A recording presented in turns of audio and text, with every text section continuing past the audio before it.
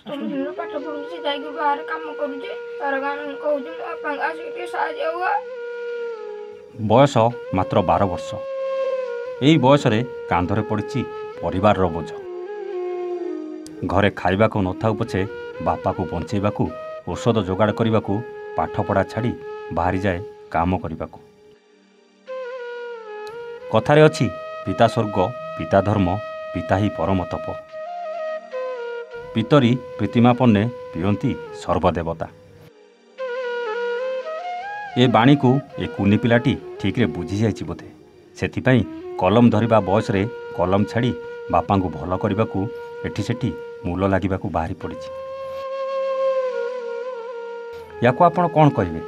କାହିଁକି ନା ନାବାଳକ ହେଇ କାମ କରୁଛି। ଆଉ କ'ଣ କରିବ ବିଚରା? ଘରର ପରିସ୍ଥିତି ଦେଖିଲେ ଆପଣଙ୍କ ଆଖିରେ ମଧ୍ୟ ଲୁହ ଆସିଯିବ।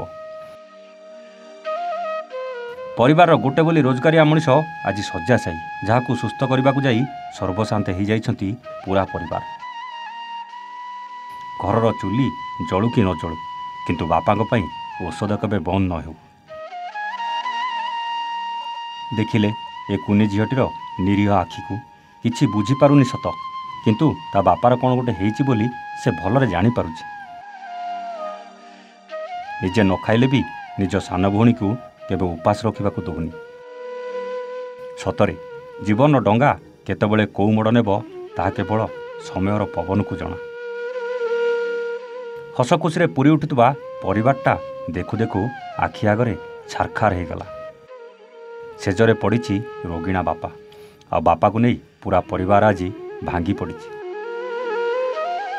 କଥାରେ ଅଛି, ଯଦି ପିଲର ଠିକ୍ ନାହିଁ, ଯେମିତି ଘର ଉପରେ ଭରସା ନାହିଁ, କେତେବେଳେ ବି ଘର ଭାଙ୍ଗିଯିବ। ଠିକ୍ ସେମିତି ବାପାର ଏପରି ଅବସ୍ଥାରେ ପରିବାର ଯେ କୁଆଡ଼େ ଯିବ, କିଏ ସାହାଯ୍ୟ କରିବେ, କିଛି ବୁଦ୍ଧିବାଟ ଦେଖାଯାଉନି। ନା ରହିବାକୁ ପାଖରେ ଭଲ ଘର ଖଣ୍ଡିଏ ଅଛି, ନା ବାପାକୁ କିଣି ଔଷଧ ଦେବାକୁ ପଇସା। ଦୁଃଖ କଷ୍ଟରେ ଦିନ କାଟୁଛନ୍ତି ଏଇମାନେ। ଭଲକି ଦେଖନ୍ତୁ ଟିକେ ଏ ଦୃଶ୍ୟକୁ। ଏହା ଦିନେ କି 2 ଦିନର କଷ୍ଟ ନୁହଁ।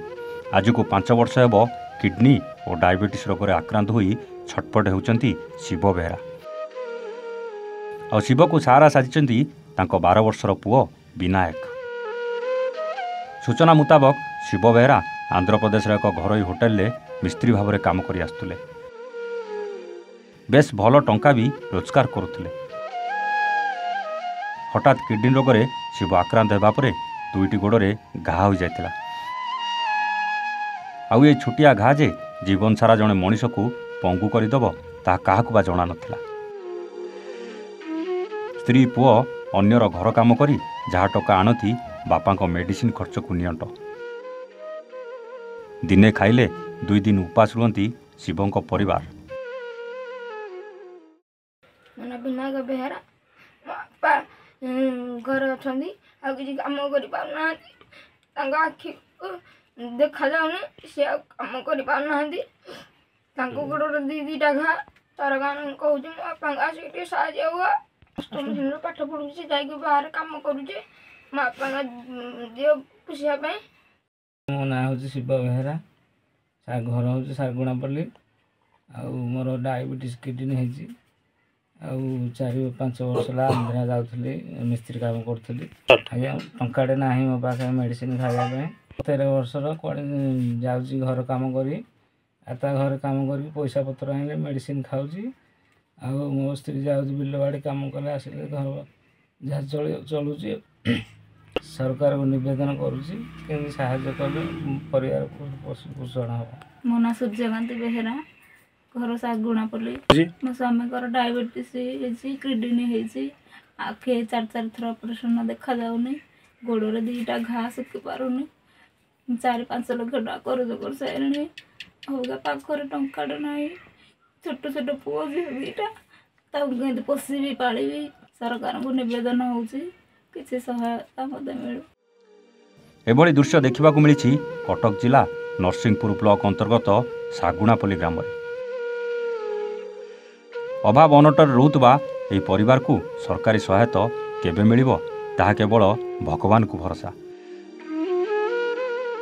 ତେବେ ଶିବ ବେହେରାଙ୍କ ଚିକିତ୍ସା ପାଇଁ ଆପଣ ଯଦି ସହାୟତା କରିବାକୁ ଚାହୁଁଛନ୍ତି, ତାହେଲେ ଏହି ନମ୍ବରରେ ଯୋଗାଯୋଗ କରିପାରିବେ।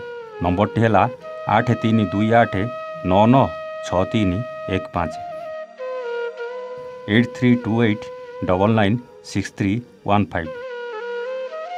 ନରସିଂହପୁରରୁ କ୍ୟାମେରାମ୍ୟାନ୍ ଶ୍ରୀଧର ଦଳେଇ ସହ ଅଚ୍ୟୁତାନନ୍ଦ ବେହେରାଙ୍କ ରିପୋର୍ଟ A1 ଓଡ଼ିଆ।